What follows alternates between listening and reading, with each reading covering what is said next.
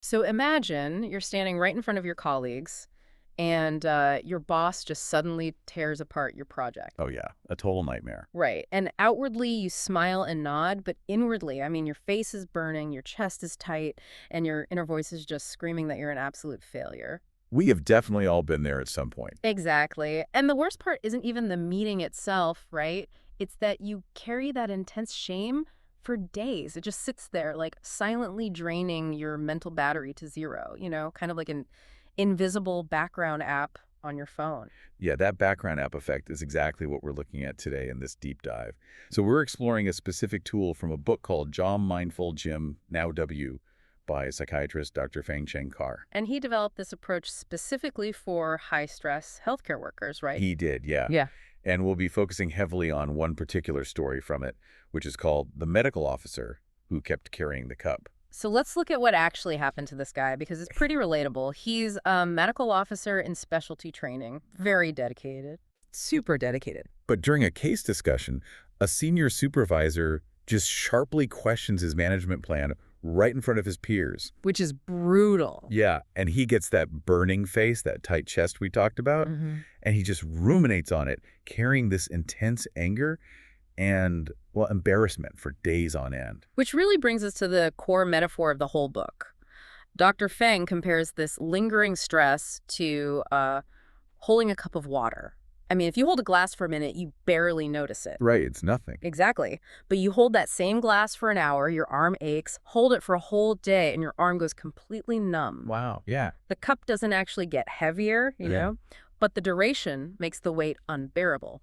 So for this medical officer, the actual criticism lasted maybe 3 minutes? 3 minutes of actual pain. Right. The crushing weight came from his decision to just keep holding on to that need to prove himself for the rest of the week. Man, so the event was a sprint, but the suffering was a marathon. That is a great way to put it. But here is the tricky part, I think. When you are in that moment, like when your face is on fire and your brain is screaming, having someone tell you to just put the cup down or let it go, that feels impossible.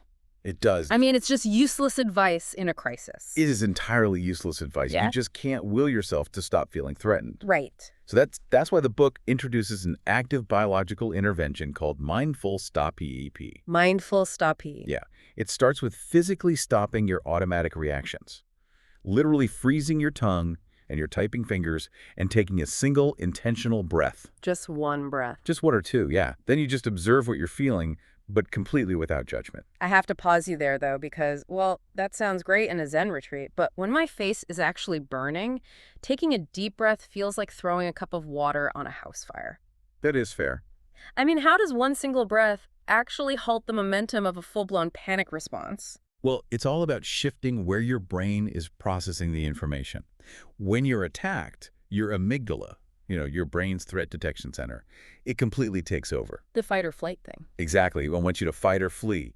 So by forcing a physical pause and taking a slow breath, you're sending a biological signal to your nervous system. Saying what, exactly? Basically saying that you aren't actually being chased by a tiger. That brief interruption buys you just enough time to bring your prefrontal cortex, the logical decision-making part of your brain, back online. I get it. So instead of fighting the fire, you're just cutting off the oxygen supply to the panic. That is exactly it. You're observing the tight chest and the urge to defend yourself, which keeps you grounded in reality. Okay, that makes sense. And that leads to the final piece of the intervention, which is proceeding wisely. Proceeding wisely. Right.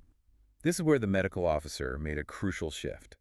Normally, our brains ask defensive questions like, am I right? Or how do I prove this supervisor wrong? Oh, absolutely. I do that all the time. But he trained himself to ask one simple question, which was, what is helpful now? What is helpful now? Wow. That shifts the focus entirely away from the ego, doesn't it? It really does. Like you aren't trying to defend your past actions anymore. You're just looking for the most productive next step. It bypasses the defensiveness entirely. So by asking what was helpful, the officer realized that arguing just wasn't going to help his career or his patient. Right, it wouldn't fix anything. Exactly. He was able to respond calmly with, let me rethink that and improve the plan. That's so powerful. Yeah, the criticism still stung, obviously.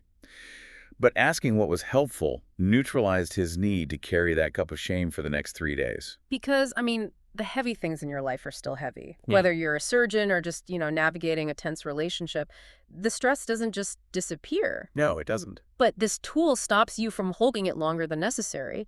It forces you to actually close out that background app. Yeah, you're creating a space between the trigger and your response. So you aren't reacting, you are deciding. Which leaves you with something to consider the next time you feel that heat rising in your face. Definitely. If holding on to an unexamined defensive thought makes it unbearably heavy over time, well, what incredible things could you accomplish with the mental energy you get back the second you decide to put the cup down?